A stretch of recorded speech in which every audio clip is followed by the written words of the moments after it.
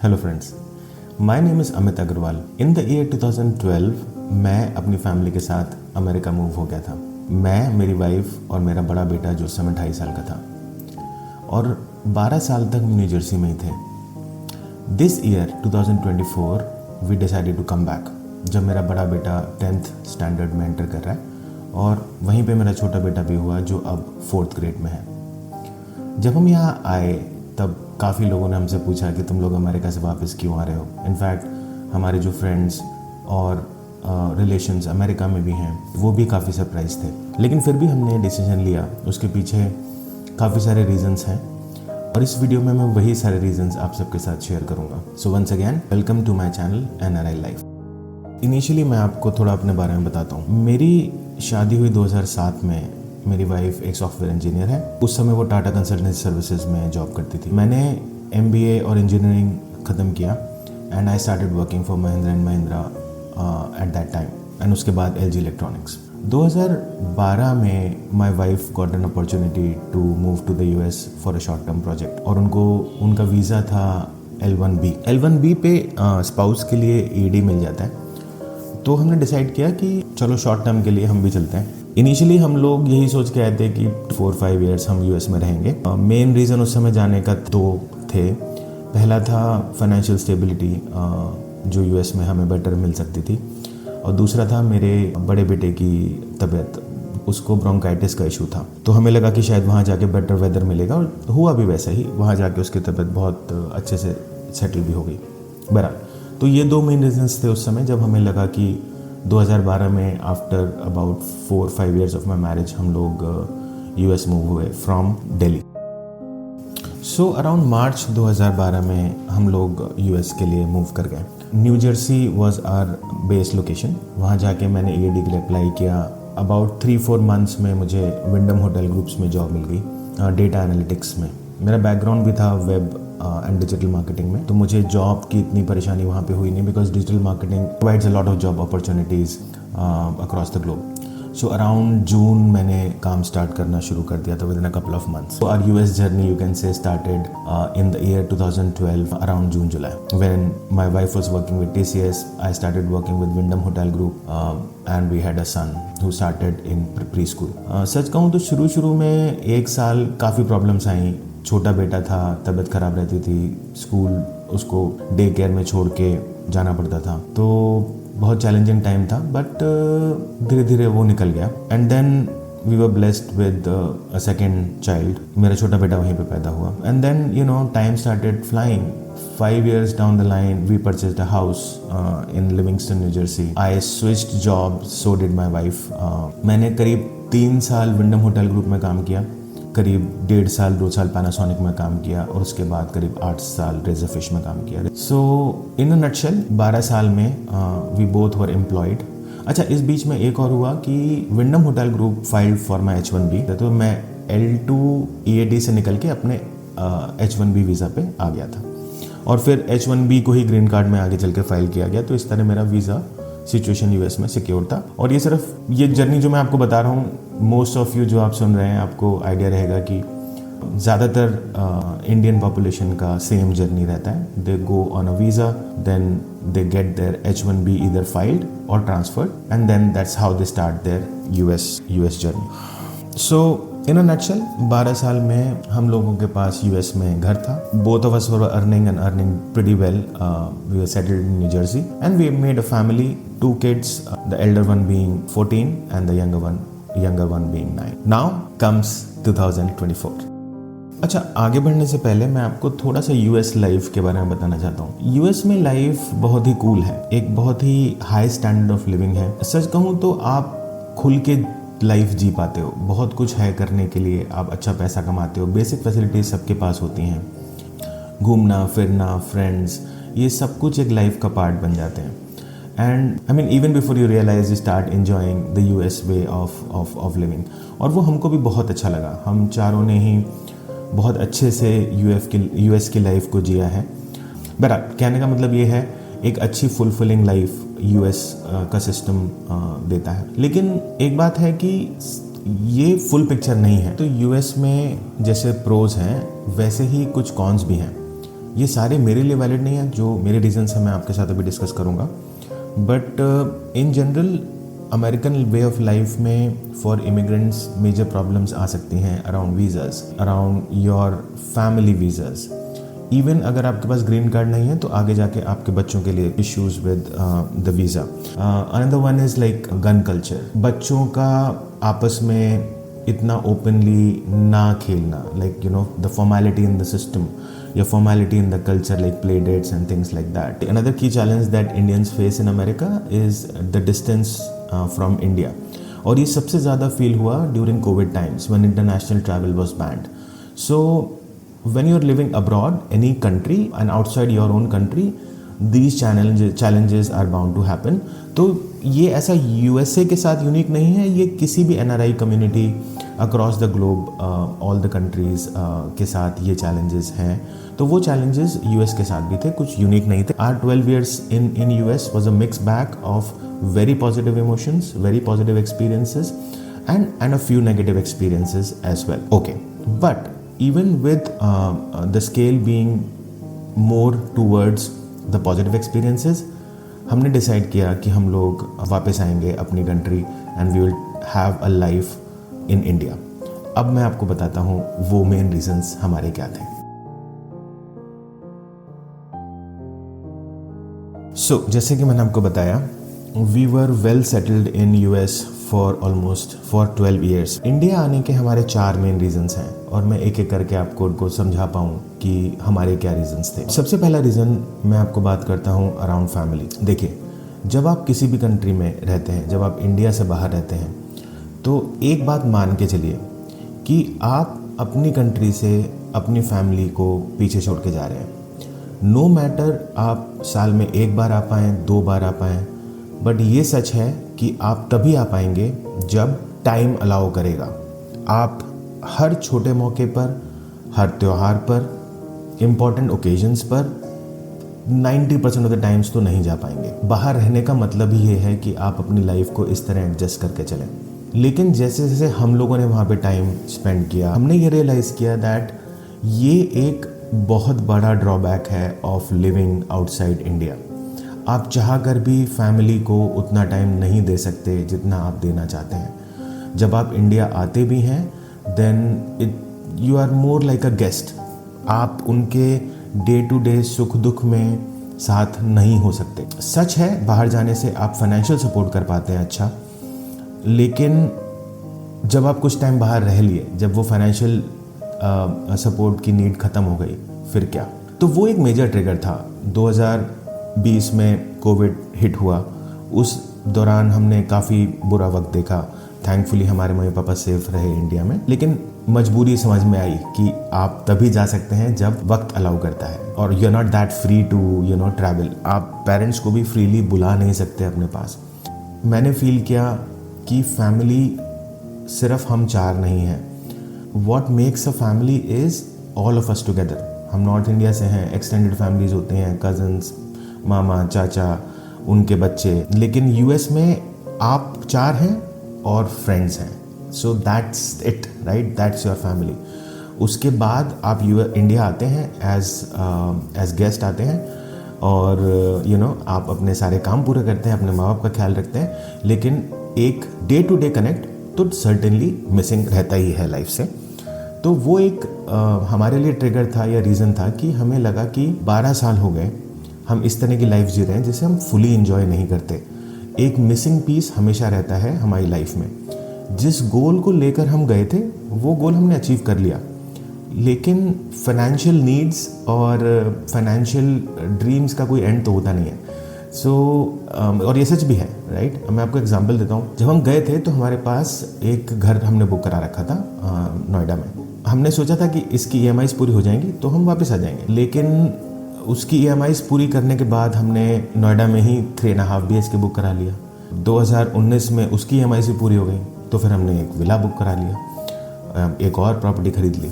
तो मेरा कहने का मतलब ये है कि फाइनेंशियल नीड्स कभी पूरी होंगी नहीं। तो बहरहाल हमें ये लगा कि अब फाइनेंशियल नीड्स स्टेबिलिटी है, और फैमिली से इतना दूर क्यों रहना जो चीज़ हम हमेशा मिस करते हैं। तो एक तो था फैमिली। अब मैं आता हूँ अपने सेकंड रीज़न पे, जो कि है अराउंड किड्स। देखिए, इंडियन कल्चर और जिस सिस्टम में हम पले बड़े हैं वो काफ़ी डिफरेंट है when you come to raising kids abroad. वहाँ का culture makes you very very independent right from the very beginning. और इंडिपेंडेंस होना कोई बुरी बात नहीं है, बुरी बात है कि आप इस इंडिपेंडेंस के चक्कर में अपने क्लोज रिलेटिव्स की या अपनी क्लोज फैमिली की वैल्यू करना बंद कर दें। सबसे ज़्यादा आपको हर्ट जो होती है यूएस कल्चर में बात, वो है वहाँ का अकेलापन। और वो अकेलापन क्यों आता है? क्योंकि वहाँ के कल्चर में ही को एग्जिस्टेंस का कॉन्सेप्ट एग्जिस्ट नहीं करता है। बच्चों के साथ भी मैंने ऑब्जर्व किया कि ऐसा ही धीरे धीरे होता है। काफ़ी सारे ऐसे लोगों से मैं मिला जिनके बच्चे कॉलेज जा चुके हैं या इवन जॉब्स कर रहे हैं, and the husband wife are left behind in the house, right. तो ये वहाँ का एक एक्सेप्टेड कल्चर है। वहाँ पर बड़ा होने का मतलब है कि आप कॉलेज चले गए, और कॉलेज जाने के बाद your house is your second house. Your house जिसमें आप बड़े हुए हैं, that is your second house. Your first house is the one which you will be making on your own. मुझे ये बात काफ़ी फील होती थी और ये लगता था कि यार ये वाला एस्पेक्ट मैं नहीं हूँ, this is not an identity that I carry. हालांकि मेरा अपना घर है, मैं अपनी फैमिली है, लेकिन फिर भी अगर मेरे से कोई पूछे कि मेरा घर क्या है, तो मैं वही मेरे मुंह से निकलेगा कि मेरा घर है आगरा, जहाँ से मेरी रूट्स हैं। तो this is how we have been brought up. But US culture में ऐसा नहीं है। तो बच्चों के लिए भी वही, और अगर बच्चे वहीं पे पल बढ़ रहे हैं तो वो उसी कल्चर को इम्बाइब करते हैं। नो मैटर हम उन्हें क्या बताएं, लेकिन सीखेंगे वो वही जो वो अपने कल्चर में देख रहे हैं और स्कूल और कॉलेज से उनको मिल रहा है सीखने के लिए। सो ये एक बहुत बड़ा रीज़न था। अब मैं आपको इसी पे एक एग्जांपल देता हूँ। करीब 2 साल पहले हम लोग ऐसे घर में कुछ बात कर रहे होंगे around colleges and expenses and this and that. तो मेरा बड़े बेटे ने मेरे से बोला कि पापा मैं आपसे अपने कॉलेज के पैसे नहीं लूँगा, आप क्यों खर्च करोगे मेरे कॉलेज के लिए पैसे।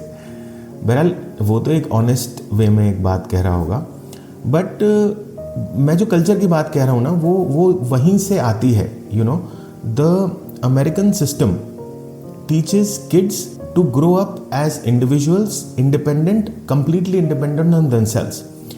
And also in the process, they start looking and getting detached from their immediate family very very quickly.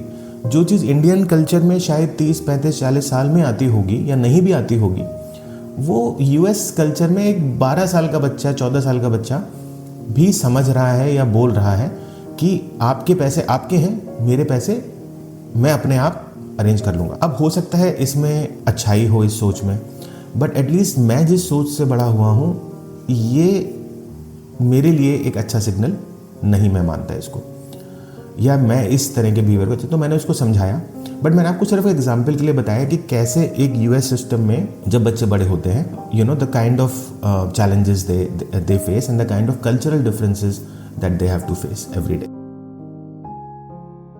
Friends, मेरा जो थर्ड रीज़न था और जिसको मैं ये भी मानता हूँ कि वो जो मेन रीज़न था, वो था अराउंड आवर फ्यूचर।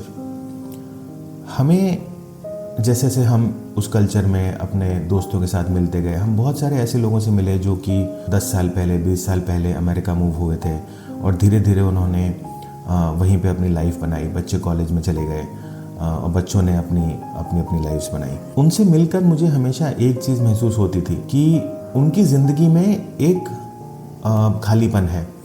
बच्चों के जाने के बाद खालीपन ऐसा नहीं है कि इंडिया में नहीं होगा, बट अमेरिका में स्पेशली वो चीज़ आपको ज़्यादा चुभती है, बिकॉज आपने अपनी पूरी ज़िंदगी ही उनके अराउंड ही निकाल दी, उनको बड़ा करने में, उनकी ज़रूरतें पूरे करने में। And then suddenly when they start moving out, when they start going to college, उनके connections आपसे बहुत ज़्यादा weak हो जाते हैं compared to their connections with you when they are in India. ऐसा मेरी hypothesis नहीं है, ये मैंने बहुत closely observe भी किया है। कई सारे हमारे फ्रेंड्स से हमने बात की जो हमसे ये बोलते थे कि जिनके बच्चे कॉलेज जा चुके थे, बाय द वे कुछ की मैरिज भी हो चुकी थी, जो हमको ये बोलते थे कि देखो, हमने अपनी ज़िंदगी में सबसे बड़ी गलती की कि हम सही टाइम पे वापस नहीं गए। एक टाइम आने के बाद आप कभी वापस नहीं आ सकते हैं with your family, bye the way, with your kids. और जब वो ट्रेन निकल जाती है तो वो निकल ही जाती है। उनका अकेलापन और उनका लाइफ का ये रिग्रेट देख के एक बात तो हमें क्लियरली समझ आ रही थी कि ये US life will only benefit अस पर से, me and my family, until a certain point in time. Because मैं अपनी ज़िंदगी के बाकी 20-30 साल ऐसे तो नहीं गुजारना चाहता कि उसमें मुझे अकेलापन परेशान करे। अच्छा, अब ये उनकी सोसाइटी का ही एक बनाया हुआ सिस्टम है जिसमें इंडिपेंडेंस आपके फ्रेंड्स के थ्रू ज़्यादा आती है एंड योर फैमिली से कम आती है।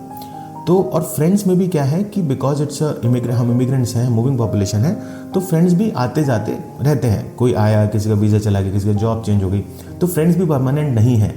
परमानेंट तो हमेशा फैमिली ही रहेगी या ब्लड रिलेशंस ही रहेंगे। या मेरा ये मानना है कि शॉर्ट टर्म में अमेरिका के लिए में सब कुछ बहुत बढ़िया है, good money, there is good life style, you get to see the best things in life.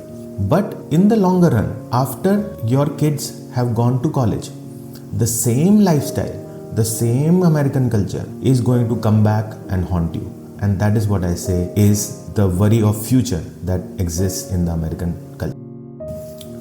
So friends, अगर मैं मुड़ के अपना इस डिसीजन के बारे में सोचता हूँ तो ये सच है कि इस डिसीजन को जस्टिफाई करना कोई ब्लैक एंड वाइट पेपर पे किया नहीं जा सकता। सच तो ये है कि फ्यूचर तो मुझे भी नहीं पता, लेकिन 12 साल में मैंने क्लियरली ये तो समझ लिया कि प्रोज क्या हैं और कॉन्स क्या हैं। ऑब्वियसली कॉन्स इंडिया में भी हैं, मैं उसको डिनाई नहीं कर रहा हूँ, और इनफैक्ट अगले आने वाले वीडियोस में मैं उसके बारे में भी बात करूँगा कि इंडिया आने के बाद हमें क्या क्या चैलेंजेस और क्या क्या पॉजिटिव्स हमने देखे। लेकिन ये मेरे मन में क्लियर था कि रिग्रेट वाला जीवन तो मैं नहीं जीऊँगा, मतलब कि मैं एक ऐसा काम करता जाऊँ जिसके लिए मुझे आज कन्विक्शन ही नहीं है। तो आने वाले टाइम में अगर मेरा फियर सच साबित हुआ, जिसके चांसेस ज़्यादा हैं, because my fear is not based on theory, it is based on what I am seeing, and I can't just wait for things to change and be different for me one fine day unless I make some action. So family जो back home या India में है उससे stronger connections, हमारे बच्चे जो Indian culture की positivity नहीं अडॉप्ट कर पा रहे हैं इंडिया में बेटर कर पाएंगे, and overall life style, close connections and the way Indian society works and function, ये 3-4 फैक्टर्स मिलके हमारे लिए एक पॉजिटिव सिग्नल की तरह काम किए। And it took us weeks of discussion, but once we made up our mind, we finally decided that we should come back. And by the way, let me tell you one more thing, बहुत सारे relations and families में ऐसा होता है that only one partner is willing to go back and the second and the other partner is not. उस case में बहुत challenges आते हैं, और मेरे केस में भी कुछ ऐसा ही था that I wanted to go back and my wife did not. But I did not give up. मैंने convince किया अपनी wife को, and thankfully she could see my persistence and also see the benefit of moving back to India, and we decided this as a family.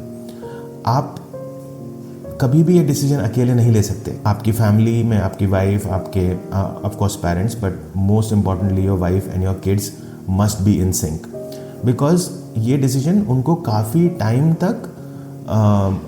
Time लगेगा इस move में adjust होने में। अगर आप स्ट्रांगली बिलीव करते हैं, अगर आपको ये सारे चैलेंजेस आप भी देख पाते हैं, ये या कोई और जो आपको मंजूर नहीं है, और फाइनेंशियल नीड आपकी पूरी हो चुकी है, या उसकी वजह से आप अमेरिका में नहीं हैं या कहीं और नहीं है, तभी ये डिसीजन लें। You need the whole family together as one unit to execute it. और अगर आप ऐसा करते हैं तो आप देखेंगे ट्रांजिशन कितना स्मूथ होता है।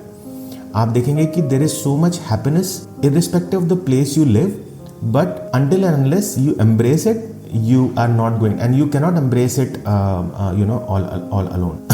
मेरा कहने का मतलब ये है कि आपका इस डिसीजन में फर्स्ट थिंग इज कि आपको क्लियर होना चाहिए कि आप क्या चाहते हैं। सेकंड, आप अपनी फैमिली को सेम पेज पे ला पाएं या कन्विंस कर पाएं। एंड थर्ड थिंग, आने के बाद आप रोज पीछे मुड़ के ना देखें, because as a matter of fact you will see a lot of differences when it comes to India and living abroad. And as I said, I will also share those differences. with you in my subsequent videos that I am planning to talk about. So friends, I hope मैं आपको एक glimpse दे पाया हूँ of our journey as an NRI, what we went through and why we came back to India. अब हमें 6 महीने हो चुके हैं, मेरे दोनों बच्चे यहाँ पे स्कूल में हैं, हम लोग नोएडा में सेटल्ड हैं और frankly speaking we are very happy. India अब वो इंडिया नहीं है जो 2012 में था जब हम यहाँ पे छोड़ के गए थे. आज Indian lifestyle is comparable to the best lifestyle that the world has to offer. Of course there are teething issues and I'm not denying that. For example, right now मुझे कफ हो रहा है जो मुझे कभी 12 साल में नहीं हुआ and that is because of the pollution. But having said that, teething issues सब जगह हैं, सिर्फ इंडिया में नहीं है. ये हमारा घर है. I feel much more at peace mentally and from my heart than being in America. At least एक जो constantly annoying thought था मन में कि जाना चाहिए नहीं जाना चाहिए, वो हो गया, वो कर लिया. Now we are here, we are happy here, we are going to continue here for as long as it's written in our life and as a family also we are very happy. Journey के through ले जाने का objective ये नहीं है कि मैं आपको कन्विंस करना चाहता हूँ कि आप you should return to India. मेरा गोल इतना सा है कि मैं आपको अपनी जर्नी शेयर कर पाऊँ, क्योंकि मैंने एक चीज़ देखी है, हम इंडियंस में हम अपने रूट से कनेक्टेड रहते हैं. जब हम किसी फॉरेन लैंड में भी रहते हैं तो एक अकेलापन कह लीजिए, या जब भी फ्रेंड्स के साथ बैठे हैं दारू पे खाने पे तो यही बातें चल रही हैं कि इंडिया में क्या चल रहा है, क्या हो रहा है. तो मैं चाहता हूँ that NRI life should become a connect between you and India. In my subsequent videos I will show you what India is about. I will show you what life in India is about, ताकि अगर आप आते हैं या नहीं भी आते हैं तो आप एक इन्फॉर्म्ड डिसीजन ले पाएँ. आपके मन में कुछ डाउट्स हैं तो वो आप पूछ पाएँ. तो दैट इज़ आवर गोल. आप please comment and let me know आपकी क्या क्वेरीज हैं जिनको मैं आंसर कर सकता हूँ. And I will be very shortly making more content around executing this decision. क्या क्या हमें चैलेंजेस फेस किए, फाइनेंशियल प्लानिंग हमने कैसे की और हमने उससे क्या सीखा. तो please do subscribe, please do comment on the channel, because ये मेरा फर्स्ट वीडियो है. आपकी engagement is the way this channel will grow. So I do request you to subscribe, comment and like if you appreciate my effort. So thank you very much once again. Namaste and have a wonderful evening, morning, whatever it is in your part of the world. Thank you. Bye.